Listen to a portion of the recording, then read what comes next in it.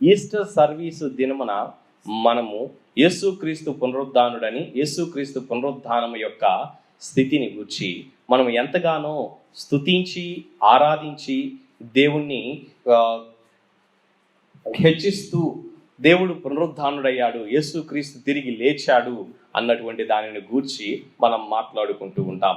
అయితే పునరుద్ధానమును గూర్చినటువంటి ఆసక్తి, పునరుద్ధానమును గూర్చినటువంటి ఆనందము, పునరుద్ధానమును గూర్చినటువంటి ఆ యొక్క కాన్ఫిడెన్స్, శక్తి అనేటటువంటిది ఈస్టర్తోనే ఆగిపోతుందా?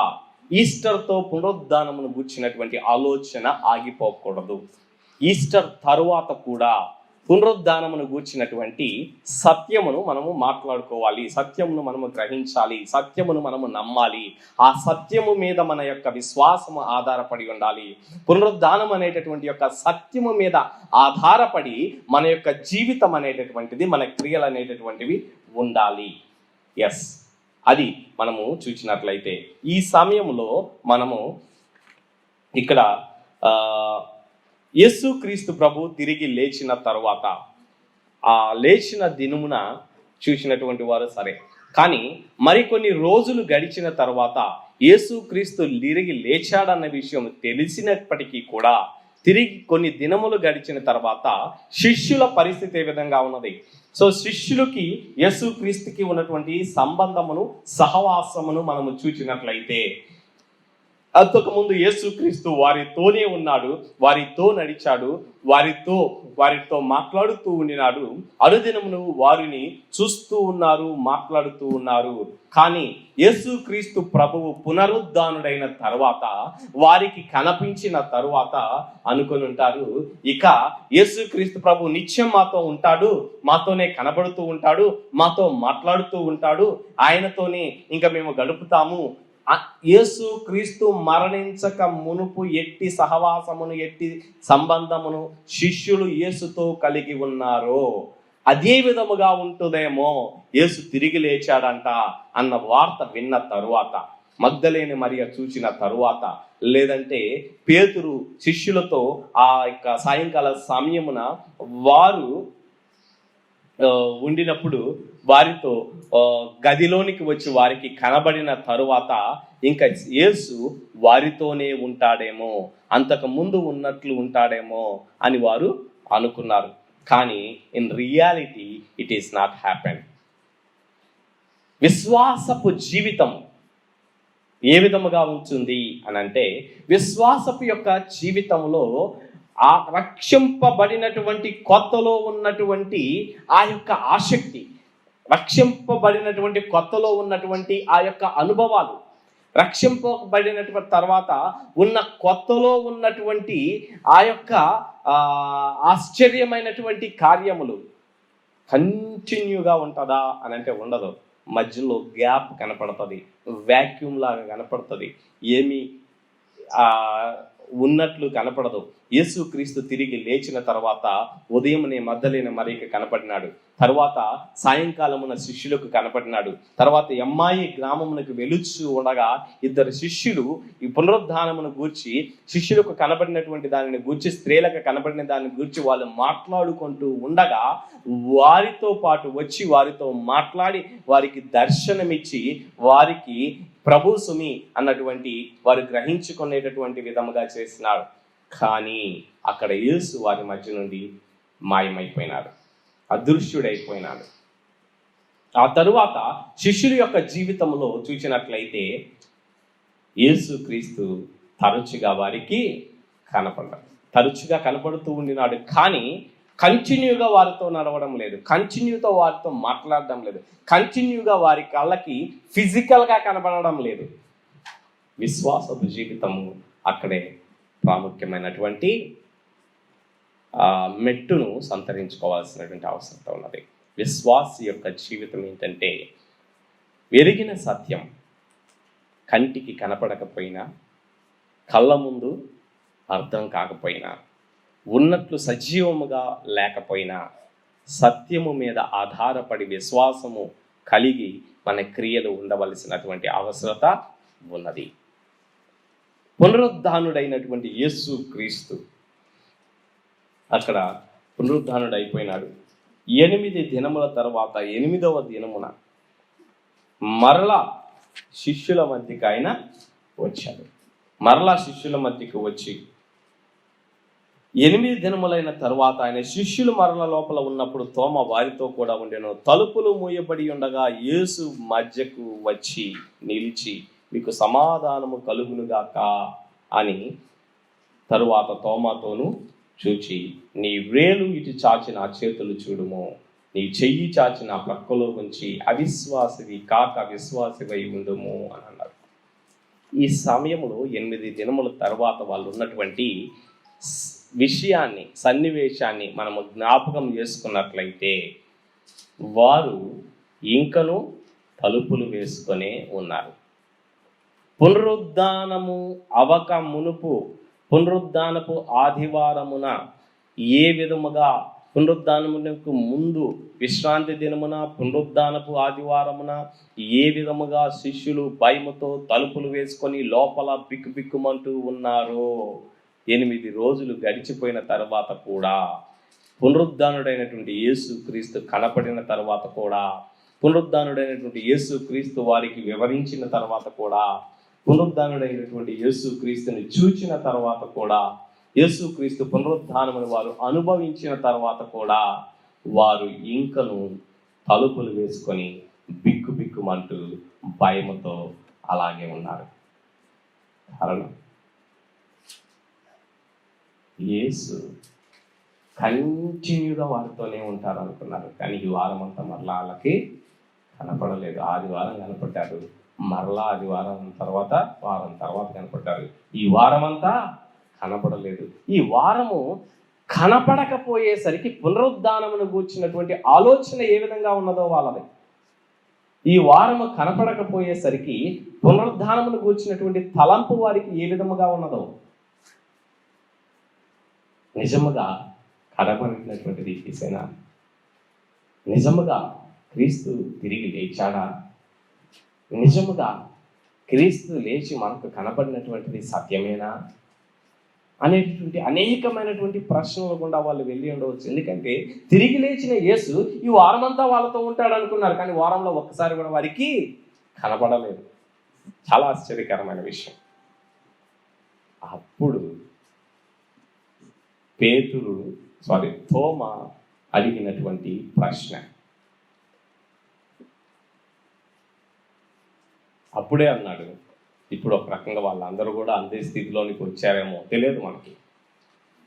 మేము పట్టుకొని వేళ్ళు పెట్టి తాకి చూస్తే తప్పించి మేము నమ్మము.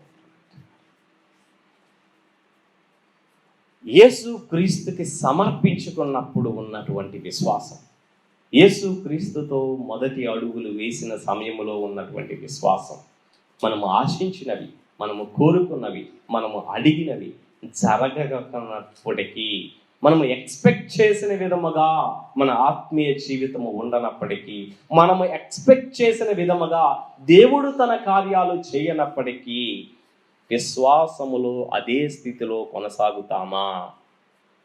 విశ్వాసములో అదే స్థితిలో ముందుకు వెళతామా? చాలా ఇంపార్టెంట్. అదే విశ్వాసపు మొదటి పరీక్ష. అవ్వ ఆదాముకి దేవుడు ఒక ఆజ్ఞ ఇచ్చాడు. ఆజ్ఞ ఇచ్చి ఏమన్నదంటే, ఫలానా వృక్షము యొక్క ఫలమును మీరు తినకూడదు, తినిన దినమున మీరు నిశ్చయముగా చచ్చెదరు అని అన్నాడు.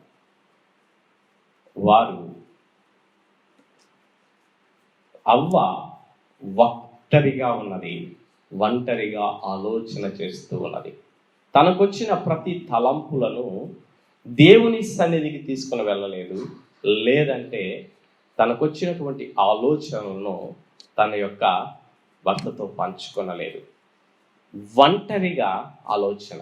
సాతాను ఇచ్చినటువంటి ఒక్క తలంపు ఏమిటి అని అంటే, ఇది నిజమా, ఇది సత్యమేనా, నిజమేనంటావా, దేవుడు చెప్పింది నిజమేనంటావా, దేవుడు లేచింది నిజమేనంటావా, దేవుడితో ఈ యొక్క జీవితం నిజమేనంటావా, సత్యమేనా, నాకు కొంచెము ఎందుకో దేవుడు కనపడటం లేదు, ఎందుకో లేచాడు అంటున్నారు కానీ, లేచాడు అనుకున్నాం కానీ, మనతో మాట్లాడాడు కానీ, ఎందుకో ఈ వారమంతా దేవుడు ఏమీ మాట్లాడలేదు, ఎక్కడా కలవలేదు, ఎవరిని దర్శించినట్లు కూడా లేదు. నిజమేనంటావా? యేసు లేచినది నిజమేనా నిజమేనా అనేటటువంటి ప్రశ్న ఉత్పన్నమయ్యే పరిస్థితి అక్కడ వస్తూ ఉన్నది. అవ్వకి అలాంటి ప్రశ్న వచ్చినప్పుడు అవ్వ పడిపోవడానికి గల కారణం ఏమిటి అంటే, అపవాది ఇది నిజమా అనేటటువంటిది మొట్టమొదటి శోధనగా ఉన్నది.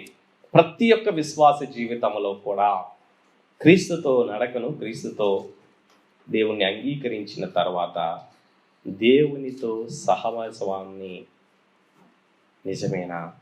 దేవుడు మాట్లాడతాడా? నిజమేనా? దేవుడు నడిపిస్తాడా? నిజమేనా? ఈ యొక్క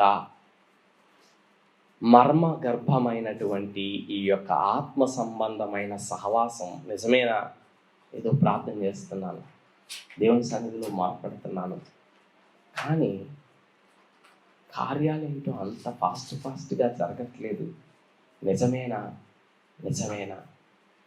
ఎస్, మొదటి శోధన అది. ఆ సమయంలో అవ్వ దానికి తావిచ్చి అపవాదితో గడుపుతూ ఉన్నది. అదే కనుక దాని విషయమై ఆదాముతో చర్చిస్తే, దాని విషయమై దేవునితో మాట్లాడితే మార్గము వేరేలా ఉండేది. కానీ శిష్యుడు ఇక్కడ తోమాకి ఒక ఆలోచన వచ్చినది, ఇది నిజమా అనేటటువంటిది. వచ్చినప్పుడు ఏ విధముగా ఉన్నది అని అంటే, నేను ఆయన చేతుల్లో మేకుల గురుతులు చూచి నా వేలు ఆయన మేకుల గురుతుల్లో పెట్టి నా చెయ్యి ఆయన పక్కలో ఉంచితే కానీ నేను నమ్మను అని అన్నాడు. శిష్యులందరూ చెప్తూ ఉండినప్పటికీ కూడా నేను నమ్మను అన్నాను. అయితే దానికి బదులుగా వేరే వాళ్ళు ఏం చెప్పారు అనేటటువంటిది అక్కడ రాయబడి లేదు. కానీ తనకున్నటువంటి డౌట్ని షేర్ చేసుకున్నాడు, తోటి విశ్వాసులతో షేర్ చేసుకున్నాడు. It was very very good and right pattern. దేవునిని గూర్చినటువంటి, దేవునితో సహవాసమును గూర్చినటువంటి, ఆత్మ సంబంధమైనటువంటి మన యొక్క జీవితమును గూర్చినటువంటి ఆలోచన లేదంటే ఒక అనుమానం అనేటటువంటిది సహజ సిద్ధంగా వస్తుంది. అది తప్పేమీ కాదంటే అది రావడం అనేటటువంటిది తప్పేమి కాదు, అందులో పడిపోవడం తప్పు. ఎందుకంటే అపవాది ఆ యొక్క ప్రశ్న మనలో పెడతాడు, ఖచ్చితంగా ఆ ప్రశ్నను వేస్తాడు.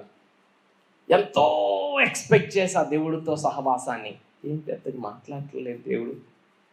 దేవుడికి సమర్పించుకున్న దినాన ఆ పరలోక దర్శనాన్ని చూచాను, దేవుడికి సమర్పించుకున్న దినాన ఆ పరిశుద్ధాత్మ యొక్క ప్రభావాన్ని నేను అనుభవించాను, దేవుడికి అప్పగించుకున్న దినాన దేవుని యొక్క స్వరాన్ని నేను విన్నాను, దేవునికి అప్పగించుకున్న తనవాన దేవుని యొక్క వాక్యం ద్వారా సూటిగా దేవుడు నాతోనే మాట్లాడుతున్నట్లు నాకు అనిపించింది.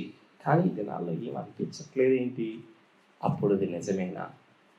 ఇది నిజమేనా? ఇలాంటి డౌట్ సాతాను ఖచ్చితంగా ప్రతి విశ్వాసికి పెడతాడు. కానీ అటువంటి డౌట్ అపవాది పెట్టినప్పుడు మనము చేయవలసినటువంటి పని ఏంటంటే, అవ్వలాగా అపవాదితో డిస్కస్ చేయడం కాదు, ఒంటరిగా కూర్చొని దాని గురించి తర్జన భర్జన అవడం కాదు, తోమాల శిష్యులతో మాట్లాడినట్లు తోటి విశ్వాసులతో చర్చించాలి, తోటి విశ్వాసులకి పంచుకోవాలి, తోటి విశ్వాసులకి మన యొక్క ఆలోచన విధానమును షేర్ చేసుకొని అంటే తప్పలేదు. ఆ తరువాత ప్రభుతో పంచుకోవాలి, దేవునితో పంచుకోవాలి. తోమ ప్రభుతో పంచుకోలేదు, కానీ ప్రభుతో వారు పంచుకోకపోవడమును బట్టి వారు భయములోనే ఇంకును కొనసాగినారు. ఒక విత్తనము ఎంత భయంకరమైనటువంటిది అంటే, అవిశ్వాసపు విత్తనం, అపనమ్మకపు విత్తనం చాలా ప్రమాదకరమైనటువంటిది. అపనమ్మకపు విత్తనమును మనము తావిచ్చినప్పుడు ఏం లేదు అని చెప్పేసి బయటికి మాట్లాడతామేమో, కానీ అది మరలా మరలా మాట్లాడుతుంది. అవిశ్వాసపు విత్తనమును ఇతరులు మనతో మాట్లాడినప్పుడు ఎంతో విశ్వాసులముగా, ఎంతో బలమైనటువంటి వారముగా, ఎంతో ఒక రకంగా చాలా విశ్వాసములో దృఢమైనటువంటి స్థితిలో ఉన్నటువంటి వారముగా మనం వారికి బదులిస్తాం, వారికి జవాబు చెబుతాం. కానీ అదే ప్రశ్న మరలా మరలా నువ్వు దేనికైతే ఇతరులకు జవాబిచ్చి వారి నోరు మూపించావో అదే ప్రశ్న మరలా అపవాది మనతో మాట్లాడుతూ ఉంటాడు. నిజమేనంటావా? వాళ్ళకి చెప్పావులే కానీ నిజమేనంటావా? వాళ్ళకి చెప్పావులే కానీ నిజమేనంటావా అని. ఒకవేళ అటువంటిది జరిగిందేమో శిష్యులకి, వారము గడిచిన తర్వాత కూడా వారు ఇంకనూ బిక్కుబిక్కుమంటూ ఇంకా భయముతో ఆ గదిలోనే ఉన్నారు. ఆ సమయములో క్రీస్తు వారికి దర్శనమిచ్చి, క్రీస్తు వారికి కనబడి వారితో మాట్లాడుచు డైరెక్ట్గా ఏమంటున్నాడు అని అంటే, అవిశ్వాసివి కాక విశ్వాసివయుండుము, నీ వేలు పెట్టి చూడు, నన్ను తాకి చూడు అని అన్నాడు. ఆ సమయంలో తోమాలో ఉన్న అవిశ్వాసమును, శిష్యుల్లో ఉన్న భయమును పోగొట్టడానికి దేవుడు మరలా వారికి కనబడినాడు. సో పునరుద్ధానుడైనటువంటి యేసు క్రీస్తు ప్రత్యక్షమును మనము చూసినట్లయితే కంటిన్యూగా ఆయన వారితో కనబడడం లేదు, కంటిన్యూగా ఆయన వారితో ఉండలేదు. కానీ వారికి అవసరమైనప్పుడల్లా, వారిని బలపరచాల్సినప్పుడల్లా, వారిని వెన్ను తట్టాల్సినప్పుడల్లా, వారికి మరలా విశ్వాసములో వారిని లేపాల్సి వచ్చినప్పుడల్లా వారికి కనబడుతూ వచ్చాడు. ఆత్మీయ జీవితంలో కూడా అంతే. యేసు క్రీస్తుతో మన యొక్క ఆత్మ సంబంధమైనటువంటి నడకను ఆరంభించినప్పుడు ఉన్నటువంటి ఆ యొక్క గొప్ప గొప్ప ప్రత్యక్షతలు, దేవుని స్వరము వినబడడం, దేవుడు ప్రత్యక్షముగా మాట్లాడినటువంటి అనుభవము, లేదంటే ఒక సూచక క్రియలు, గొప్ప కార్యములు జరగడం అనేటటువంటిది, ఒక దర్శనం అనేటటువంటిది, మన యొక్క విశ్వాసములో మనల్ని ఇంకొంచెం పైకి లేపుటకు జరిగేటటువంటి కార్యం అనేటటువంటిది ఎవ్రీడే కంటిన్యూగా జరగదు. ఎప్పుడెప్పుడైతే మనము కృంగిపోతూ ఉన్నామో, ఎప్పుడెప్పుడైతే మనము కృంగిపోతూ మన విశ్వాసములో మనము తరిగిపోతూ ఉన్నట్లు అనిపిస్తూ ఉన్నదో, ఆ సమయంలో దేవుని తట్టు మనము చూస్తూ ఉన్నామో, దేవుని తట్టు మనము చూస్తూ ఉండగా దేవుడు మరలా మరలా మనకు అవసరమైనప్పుడల్లా ప్రత్యక్షమవుతూ, మాట్లాడుతూ, బలపరుస్తూ మనల్ని ఆ యొక్క విశ్వాసములో స్థిరులుగా చేస్తూ ఉంటాడు. కాబట్టి విశ్వాసపు నడకలో పునరుద్ధానుడైనటువంటి యేసుని పునరుద్ధానకు మునుపు ఉన్నటువంటి యేసులాగా ఎక్స్పెక్ట్ చేయవద్దు. మన ఎక్స్పెక్టేషన్ ప్రకారము క్రీస్తుతో మన యొక్క సహవాసము లేనంత మాత్రాన యేసు యొక్క పునరుద్ధానమును, యేసు సజీవమును, యేసు యొక్క సత్యమును అనుమానించవద్దు. విశ్వాసం అనేటటువంటిది చూడకుండగానే నమ్ముట అనేటటువంటిది. ఎందు నిమిత్తము యేసు వారికి ఆయన ఆరోహణము అవక మునిపే, ఆరోహణం ఎప్పుడయ్యాడు? తిరిగి లేచిన తర్వాత 40 దినముల తర్వాత ఆయన ఆరోహణమయ్యాడు. ఈ 40 రోజులు వారితోనే ఉండొచ్చు కదా, ఈ 40 దినాలు వారితోనే నడవచ్చు కదా, వారితోనే మాట్లాడవచ్చు కదా, అంతకుముందు ఎలా ఉన్నాడో అలాగే చేయొచ్చు కదా. ఎందుకు మధ్య మధ్యలో గ్యాప్స్ ఇచ్చుకుంటూ అప్పుడప్పుడు కనపడుతూ, అప్పుడప్పుడు మాట్లాడుతూ, అప్పుడప్పుడు చేస్తూ వచ్చాడు అని అంటే, యేసు క్రీస్తు ఆరోహణం అవ్వవలసినటువంటి అవసరత ఉన్నది. యేసు క్రీస్తు ఆరోహణమైన తరువాత వారికి చూడరు, కళ్ళతో చూడరు, దర్శనముల్లో చూస్తారు. పరిశుద్ధాత్ముడు వచ్చిన తరువాత ఇక కంటితో చూడరు, ఆత్మలో అనుభవిస్తారు.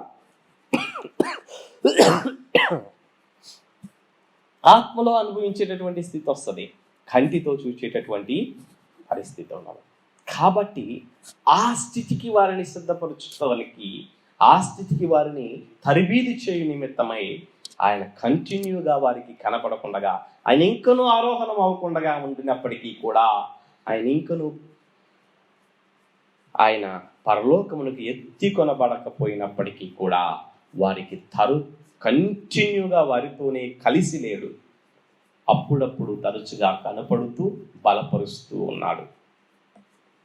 ఎందు నిమిత్తం అంటే వారిని విశ్వాసములో మరొక మెట్టులోనికి లేవనెత్తుట కొరకు దేవుడు వదిలేస్తా ఉన్నాడు. మనము చిన్న బిడ్డలకు సైకిల్ నేర్పిస్తాం. సైకిల్ నేర్పించేటప్పుడు ఏం చేస్తాం? పట్టుకుంటాం, మళ్ళీ కొంచెం సేపు వదిలేస్తాం, మళ్ళీ పట్టుకుంటాం, మళ్ళీ పడిపోతున్నప్పుడు పట్టుకొని మరలా చేస్తాం, మళ్ళీ కొంచెం సేపు వదిలేస్తాం. మనం పట్టుకున్నామేమో అనే ఫీలింగ్లో వాళ్ళు ముందుకెళ్తారు. పట్టుకోలేదు అని పెట్టినప్పుడు, భయపడినప్పుడు మరలా పట్టుకుంటాం. సో చిన్నపిల్లలకు సైకిల్ తొక్కడం నేర్పించేటప్పుడు ఏ విధంగా పట్టుకోవడం వదిలేయడం తద్వారా మనం పట్టుకోకుండానే వారు ధైర్యముగా తప్పుకుంటూ ముందుకు వెళ్ళిపోయే పరిస్థితిలోనికి వారిని ఏ విధంగా తీసుకొని వస్తాము.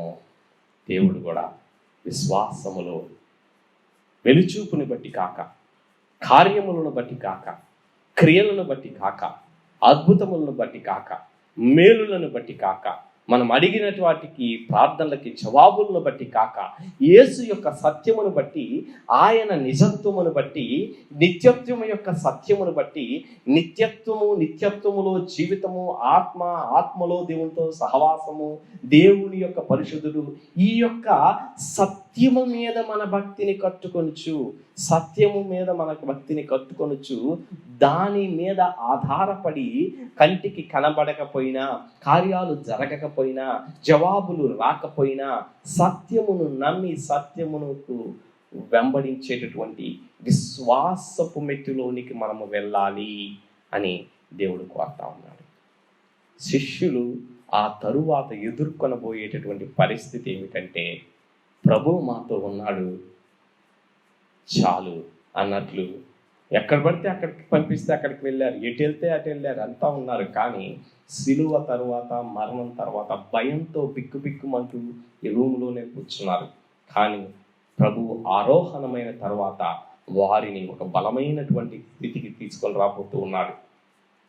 భయపడినటువంటి వారే శ్రమలకు, హింసలకు ఎదురీదేటటువంటి స్వభావమును, ధైర్యంతో ముందుకు దూసుకుపోయేటటువంటి స్వభావములోనికి, విశ్వాసము యొక్క ఉన్నత మెట్టుల్లోనికి వారిని తీసుకుని వెళ్ళడానికి యేసు వారిని సిద్ధపరుస్తూ ఉన్నాడు.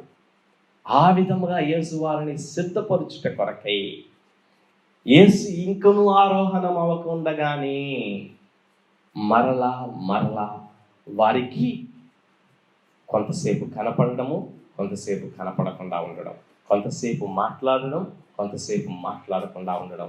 ఇదే స్థితిని మనం అనుభవిస్తున్నామా?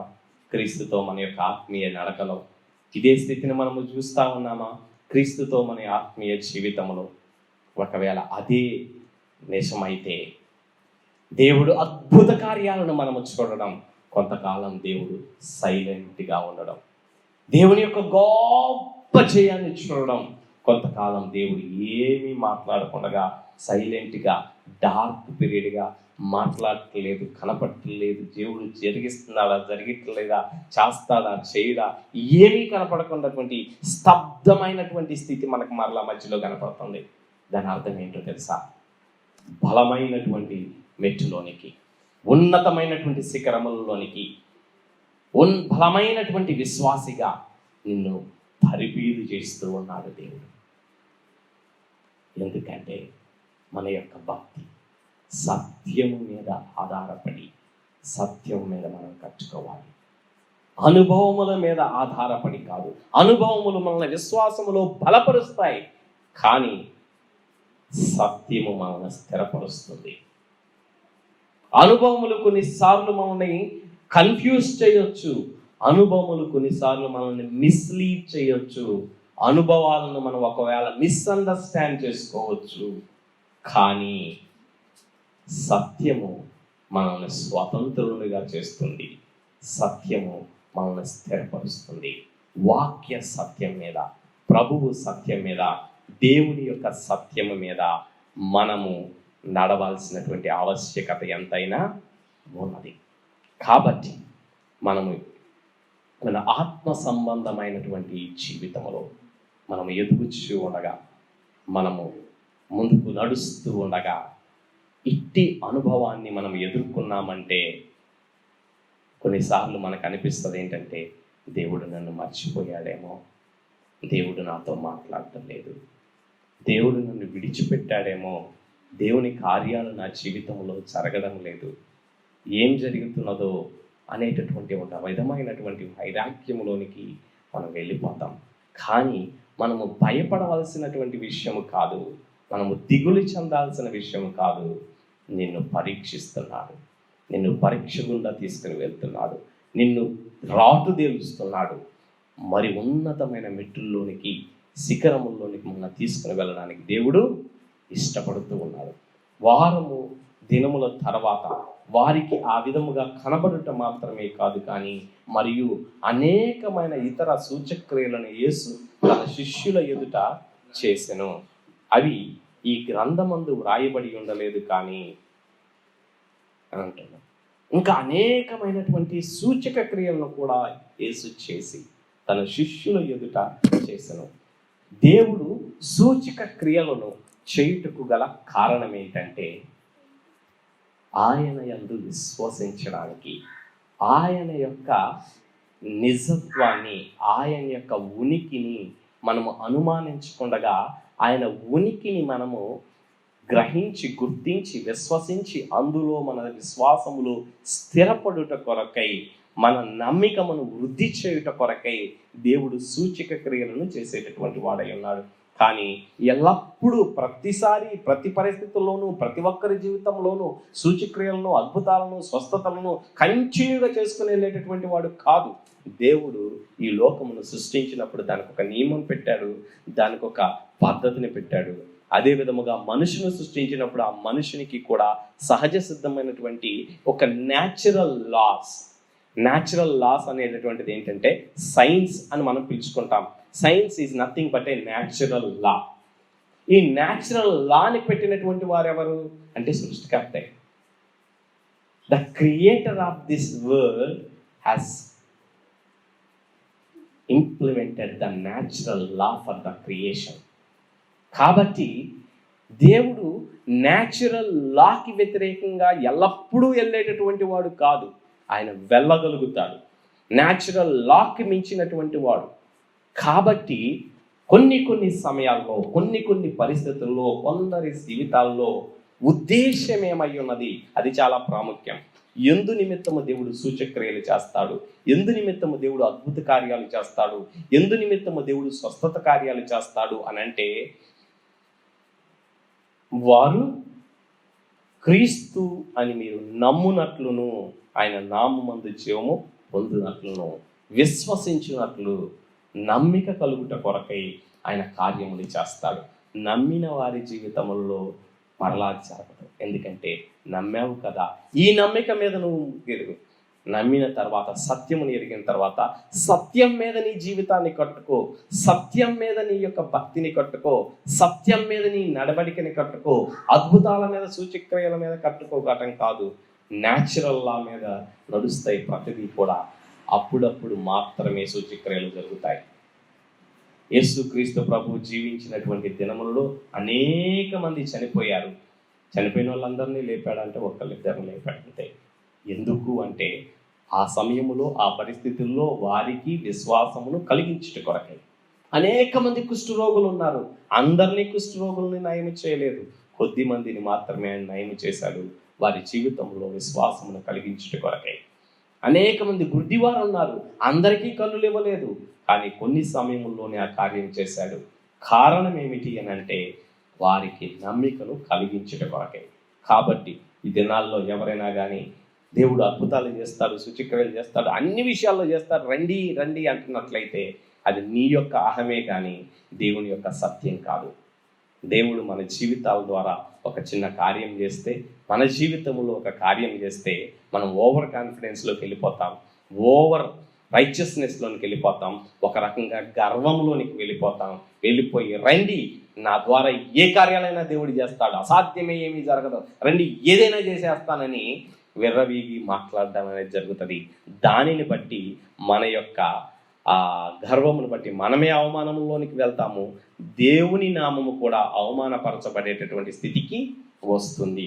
కాబట్టి ఇక్కడ ప్రాముఖ్యముగా అర్థం చేసుకోవాల్సిన విషయం ఏంటంటే, దేవుడు కార్యములు గ్యాప్ ఉంటాయి.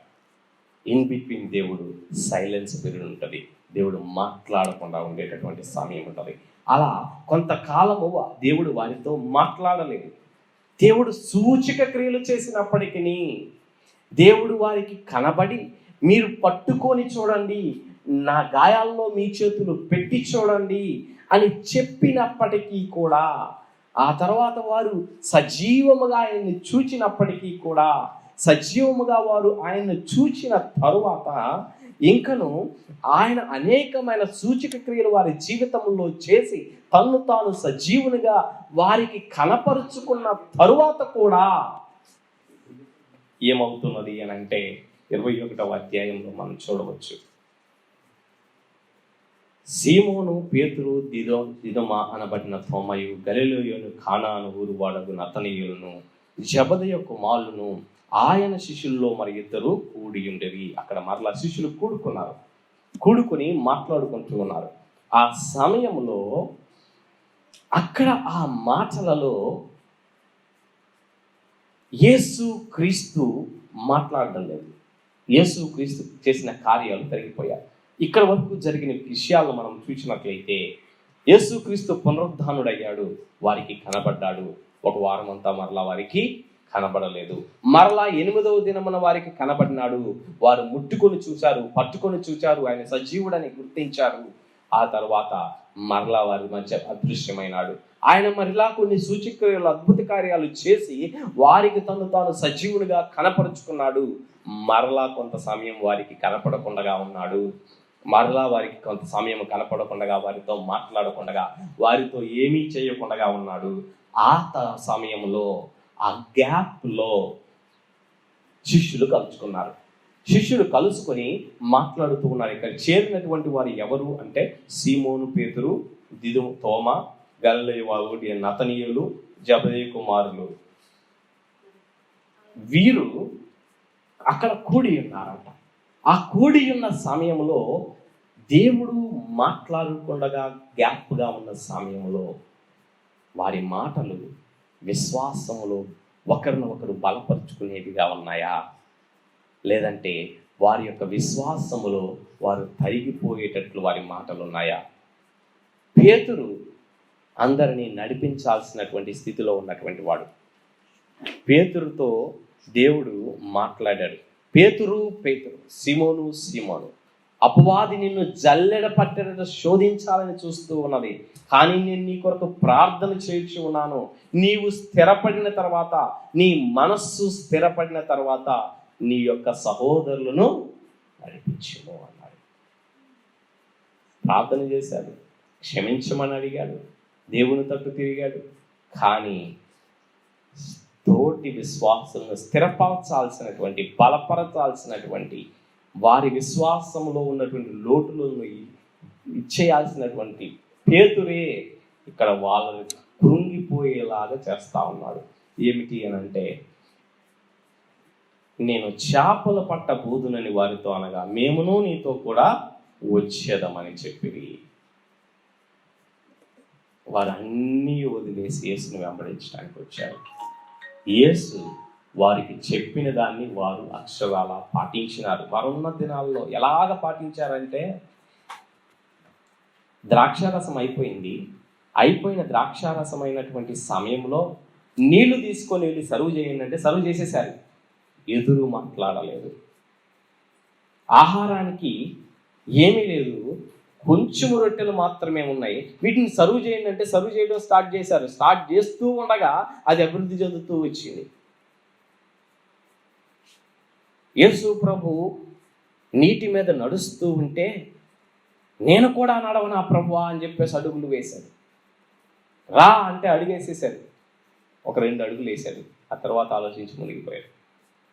యేసు చెప్పిన దాన్ని వెనక ముందు చూసుకోకుండా అక్షరాల విధేయత చూపించిన శిష్యులు యేసు చనిపోయి తిరిగి లేచిన తర్వాత, పునరుద్ధానుడైన తర్వాత ఆయన సజీవుడని తను తాను కనబడుతున్నప్పటికీ కూడా వారి యొక్క క్రియలు, వారి యొక్క పనులు యేసు మాట మీద ఆధారపడి అక్షరాలుగా వారి అడుగులు లేవు. యేసు ప్రభు వెళుతూ అన్నటువంటి మాట ఏమిటి అని అంటే, మీరు పైనుండి వాగ్దానము చేసినటువంటి పరిశుద్ధాత్మను పొందుకుని వరకు కూడా మీరు యెరూషలేములో నిలిచి ఉండండి. మీరేమి చేయాలో అప్పుడు చెప్తాం. ఆ పని చేయాలంటే, అంతకు మించి ఏది చేయకూడదు. కానీ మేము మరలా మా యొక్క పనులకు వెళ్ళిపోతాం, మరలా ఆ చేపలు పట్టడానికి మేము వెళ్ళిపోతాను అని నాయకుడైనటువంటి, పెద్దవాడైనటువంటి, ఇతరులను విశ్వాసమును బలపరచాల్సినటువంటి పేతురే ఆ విధంగా మాట్లాడుట అనేటటువంటి దాన్ని మనం ఇక్కడ చూస్తూ ఉన్నాం. అయితే పేతురు ఆ విధముగా మాట్లాడినంత మాత్రాన పక్కన వారు మేము కూడా వచ్చేదము అని అన్నారు. విశ్వాస యొక్క జీవితంలో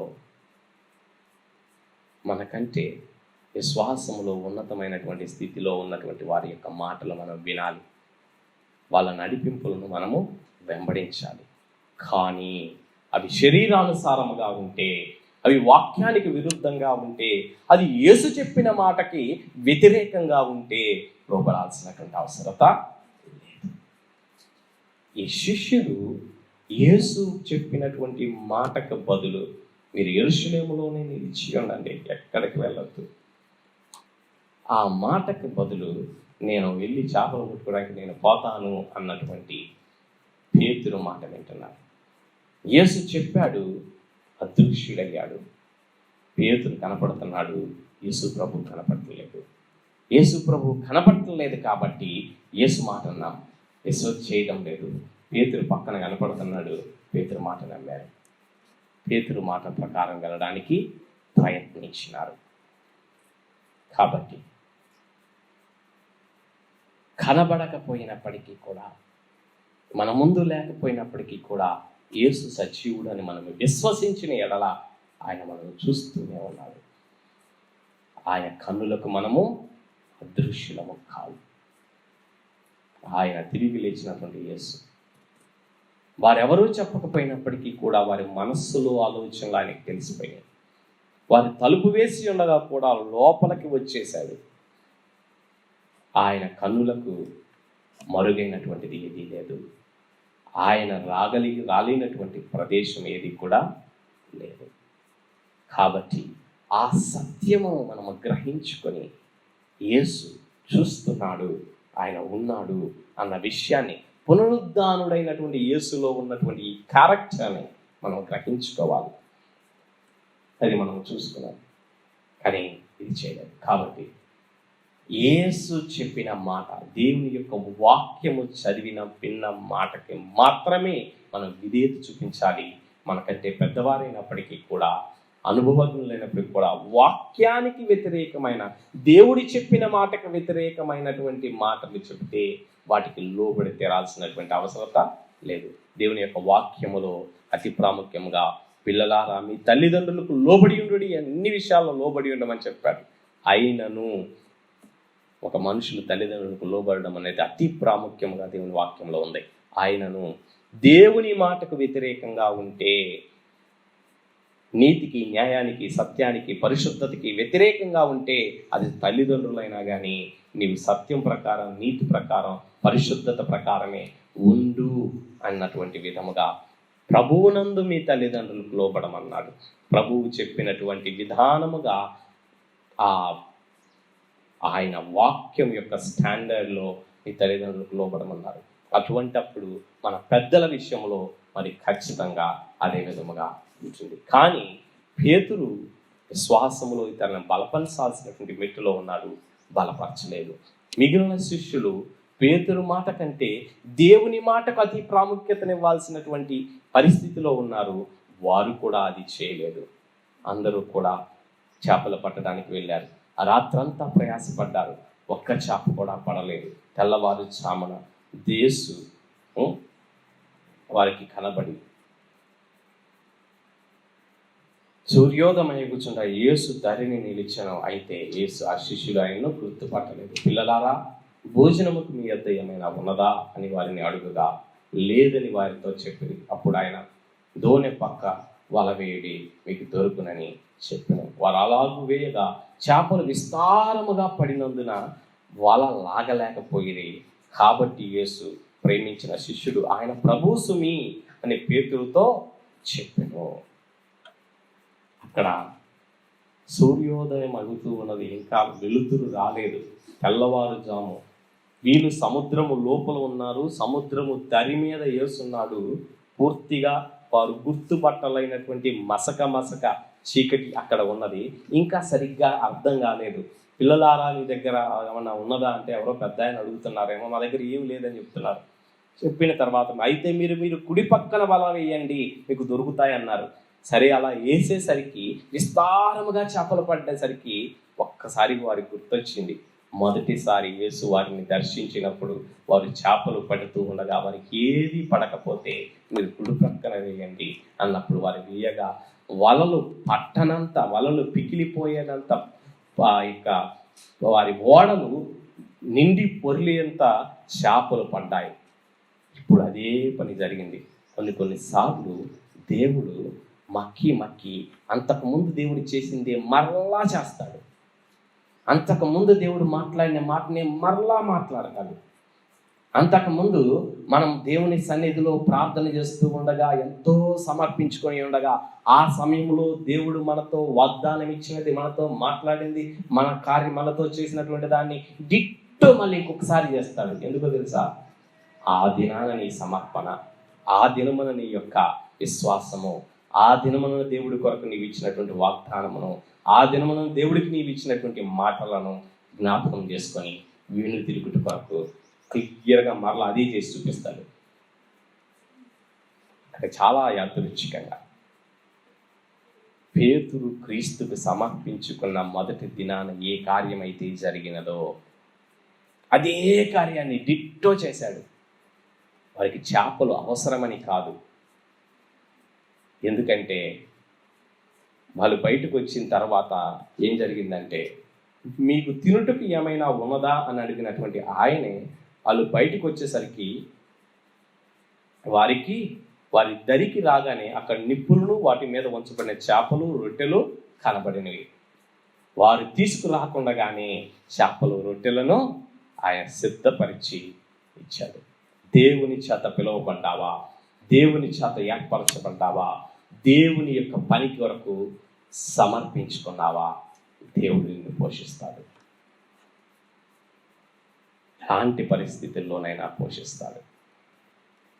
ఒకవేళ ఈ దినాల్లో చాలామంది సంఘములు, చర్చలు జరగట్లేదు కదా, చందాలు రావట్లేదు కదా, అన్నీ మూసుకుపోయాయి కదా, కేవలం ఇళ్ళలోనే కూర్చొని చేస్తూ ఉన్నారు కదా, మా పరిస్థితులు ఏంటి అని అనేక మంది సేవకుల యొక్క ఆలోచనగా, వేదనగా ఉన్నది. ఇంకొక రకంగా మనం చూసినట్లయితే, అలాంటి పరిస్థితుల్లో మనము సహోదర ప్రేమను కలిగి ఒక సేవకుడు మరొక సేవకుడిని ఆదుకొనాల్సినటువంటి ఆవశ్యకత. నీకు 2 దినములు తినడానికి భోజనం ఉంటే ఒక్క భోజనాన్ని మరొకరితో పంచుకోవాల్సిన అవసరం. సారేపదు విధవరాలు ఆ దినానికి మాత్రమే ఉన్నది, కానీ అందులో దేవుని సేవకునికి పంచుకున్నది. ఆ విధముగా మనము చేయవలసిన అవసరం ఉన్నది. అట్టి విశ్వాసములో మనల్ని స్థిరపరచడానికి, ఉంచడానికి దేవుడు అట్టి పరిస్థితులను ఇస్తాడు. దేవుని మీద ఆధారపడడానికి దేవుడు ఇస్తాడు.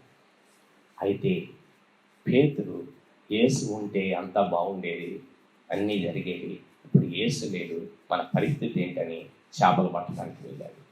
కానీ వాళ్ళు పట్టుకొచ్చిన చేపలు మునుపే ఆయన వాటిని సిద్ధపరిచాడు, వాటిని ఉంచాడు. అది చాలా ప్రాముఖ్యమైనటువంటి విషయం. అయితే మీరు తెచ్చినవి కూడా ఇవ్వండి, వాటిని కూడా కాల్చుకుందామన్నాడు. న్యాచురల్గా వచ్చినటువంటి వాటిని కూడా దేవుడు ఉపయోగిస్తాడు. రెండింటిని దేవుడు వాడతాడు. పూర్తిగా దేవుడి మీద ఆధారపడినటువంటి వారిని వాడతాడు. పౌలు వలె తన స్వకష్టములతో కష్టపడి పని చేసినటువంటి వారిని కూడా వాడతాడు. సమయంలో వారు తిన్నటువంటి చేపలలో ప్రభువే సిద్ధపరిచి ఇచ్చినది ఉన్నది, వారు కూడా తెచ్చుకున్నది ఉన్నది. కాంబినేషన్ ఉంది ఆ రోజు చేసినటువంటి భోజనంలో. కాబట్టి దేవుడే స్వయంగా మనల్ని పోషిస్తాడు.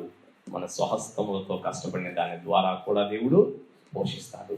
మనం దేవునికి సమర్పించుకుని దేవునికి అప్పగించుకున్నటువంటి వారం అయితే ఇక్కడ పేతురుని వారికి చేపలు పడేలాగా చేసినది వారికి సమృద్ధిని ఇచ్చుట కొరకు కాదు. ఎందుకంటే వారు వచ్చేసరికి చేపలు రెడీగా ఉన్నాయి, వచ్చేసరికి భోజనం రెడీగా ఉంది. ఏం పర్లేదు, రండి బిడ్డలారా మిమ్మల్ని నేను పోషిస్తా అని చెప్పలేదు. ఓరే అల్ప విశ్వాసులారా, ఎంతకాలం మీతో నేను ఉండాలి, నేను మిమ్మల్ని పోషించలేదా, రండి మీకున్నవి అని అన్నాడు. ఒకసారి శిష్యులు, మీరు పులిసిన పిండిని గురించి మీరు జాగ్రత్త పడండి అంటే, మన దగ్గర రొట్టెలు లేవనే కదా ఆయన చెప్తున్నాడు అంటే, మీరు 5 రొట్టెలు 2 చేపలు అనేక మందికి పంచినప్పుడు ఎన్ని మిగిలినయో చూడలేదా? ఇంకనూ మీరు అవిశ్వాసంగానే ఉన్నారా? ఇంకనూ మీరు భోజనమును సమకూర్చుకోవడం గురించి ఆలోచిస్తున్నారా? అవిశ్వాసులారా అన్నాడు. ఇప్పుడు ఆ మాట అనలేదు. అవిశ్వాసులారా రండి, నేనే పోషిస్తా అని అనలేదు. ఆయన అద్భుత కార్యం చేశాడు. ఎందుకు చేశాడు అంటే, ఆయనే పోషిస్తాను అని చెప్పడానికి గురించి తర్వాత కానీ సేమ్ డిట్టో యాక్ట్ చేయటం వలన పేతురు సమర్పించుకున్న దినం, పేతురు అప్పగించుకున్నటువంటి దినం, మేము సమస్తమును విడిచి నిన్ను వెంబడించుతున్నాము కదా, మా పరిస్థితి ఏంటి అని అడిగారు. ఆ సమర్పణను మరలా గుర్తు చేయడానికి ఆ కార్యం చేశాడు. దేవుడు మనం తరిగిపోయినప్పుడు, విశ్వాసములో పడిపోయినప్పుడు, విశ్వాసములో కృంగిపోయినప్పుడు, అంతకుముందు మాట్లాడిన మాటలు ఆయన మరలా మాట్లాడతాడు, మనం బలపరుస్తాడు. ఆ సమయంలో మొదటి విశ్వాసంలో, మొదటి ప్రేమను, మొదటి ఆసక్తిని మరలా కూర్చుకోవాల్సినటువంటి అవసరత ఉన్నది. ఇదిగో నీవు నీ మొదటి ప్రేమను నువ్వు విడిచినావని నీ మీద ఒక నెపం ఉన్నది అని అంటున్నాను. నీ మొదటి ప్రేమను నువ్వు మరలా కట్టుకో, మొదటి ప్రేమతో దేవునికి మరలా సమర్పించుకోవాలి. అప్పుడు యేసు వారితో పాటు కలిసి తిన్నాడు. ఈ యొక్క విశ్వాసపు జీవితంలో పునరుద్ధానుడైనటువంటి యేసును కూర్చున్నటువంటి సత్యం, పునరుద్ధానపు శక్తి రెగ్యులర్గా కనబడినప్పుడే నమ్ముతున్నామా? పునరుద్ధానుడైనటువంటి సత్యము మీద ఆధారపడి నమ్ముతున్నామా? పునరుద్ధానుడైనటువంటి యేసు కనబడితేనే విశ్వసిస్తున్నామా? పునరుద్ధానుడైనటువంటి యేసు కనబడకపోయినా ఆ సత్యమును అపనమ్మకము లేకుండా ముందుకు వెళుతున్నామా? ఆ తరువాత శిష్యుల జీవితంలో అపనమ్మిక లేదు, పూర్తిగా సమర్పించుకున్నారు. పరిశుద్ధాత్మ కృప అనుగ్రహింపబడేది, పరిశుద్ధాత్మలో అనుభవిస్తూ ఉన్నారు.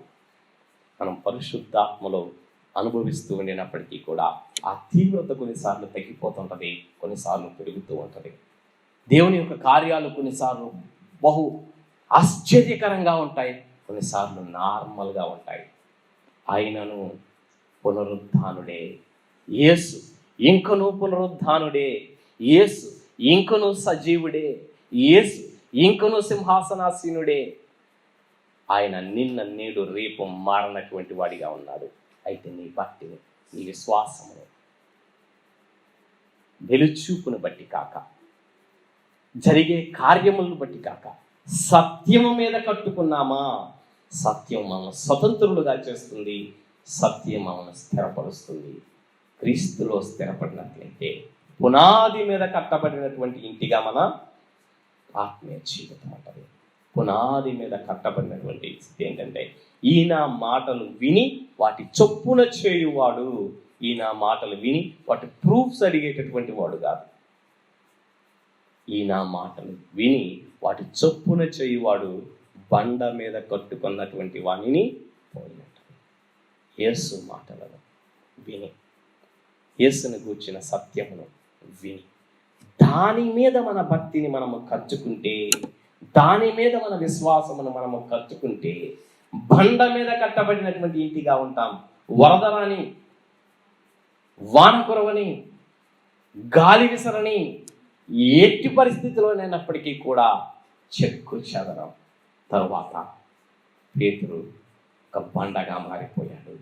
ఎందుకంటే బండ మీద తన విశ్వాసాన్ని కట్టుకోవడం ఆరంభించాడు. యేసయ్య ఎంత ప్రేమ కలిగిన దేవుడు. శిష్యులు కృంగిపోయినప్పటికీ, జారిపోతూ ఉండినప్పటికీ, విశ్వాసములో అటు ఇటు ఊగులాడుతూ ఉండినప్పటికీ, కొంచెము శరీరానుసారముగా ఆలోచించినప్పటికీ వారిని విడువక వెంబడించి మరలా వారితో మాట్లాడచ్చు, మరలా వారితో మాట్లాడిన విషయాలను జ్ఞాపకం చేస్తూ మరలా వారి మధ్య సూచక్రియలను, దేవుని యొక్క శక్తిని, ప్రభావమును కనపరుస్తూ వారిని సత్యమునందు స్థిరపరిచినాడు. దేవుడు మన మధ్య సూచక్రియలు చేస్తున్నాడంటే దాని అర్థం ఏంటో తెలుసా? విశ్వాసంలో కాస్త తగ్గిపోయావు, బలపరచడానికి సూచక్రియలు చేశాడు. ఎందుకంటే చూడక నమ్మేటటువంటి మెట్టు కాస్త తగ్గింది, ఇప్పుడు చూసి నమ్మి లే, ఇక చూడకుండా కూడా నమ్ము అని చెప్తారు. లేదంటే మన పక్కన మన ఎదురుగా ఉన్నటువంటి వారి నిమిత్తమై సూచక్రియ చేసి ఉండొచ్చు. కానీ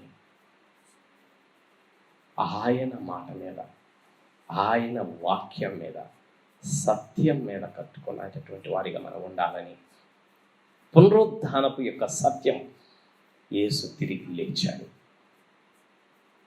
శరీరముతో లేచాడు, శరీరముతో పరలోకమునికి వెళ్ళాడు.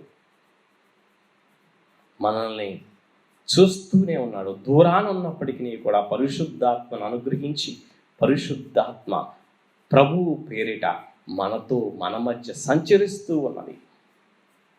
కనపడకపోయినప్పటికీ యేసు క్రీస్తు మన మధ్య ఉన్నదానికంటే మరి ఉన్నతమైనటువంటి మెట్టులో పరిశుద్ధాత్ముడుగా దేవుడు మన మధ్య ఉన్నాడు.